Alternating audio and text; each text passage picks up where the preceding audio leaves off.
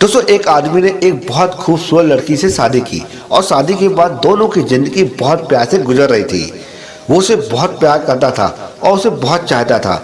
उसी खूबसूरती की हमेशा तारीफ भी किया करता था। लेकिन कुछ महीनों के बाद लड़की को चर्म रोग से ग्रसित हो गई और धीरे धीरे उसकी खूबसूरती जाने लगी। खुद को इस तरह देखकर उसके मन में डर लगने लगा कि यदि वो बदसूरत हो गई तो उसका पति उससे नफरत करेगा और वो उसकी नफरत को बर्दाश्त नहीं कर पाएगी।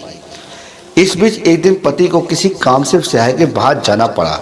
काम खत्म करके वो वापस लौट ही रहा था कि उसका एक्सीडेंट हो गया और एक्सीडेंट पर उसकी दोनों आंखें चली गई।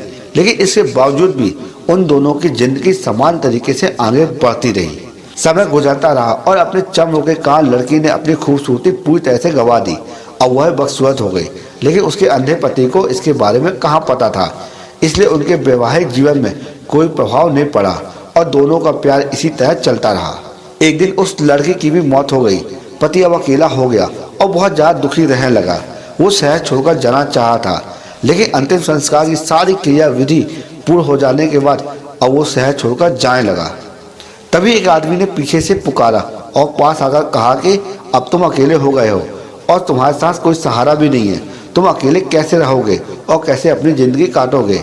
इतने सालों से तुम्हारी पत्नी तुम्हारी मदद किया करती थी। पति ने जवाब दिया, दोस्त, मैं अंधा नहीं हूँ, बस मैं अंधा होने का नाटक कर रहा हूँ, क्योंकि यदि मेरी पत्नी को पता चल जाता कि मैं उसकी बदसूरती को देख सकता हूँ तो ये उसके रोग से ज़्यादा दर्द होता।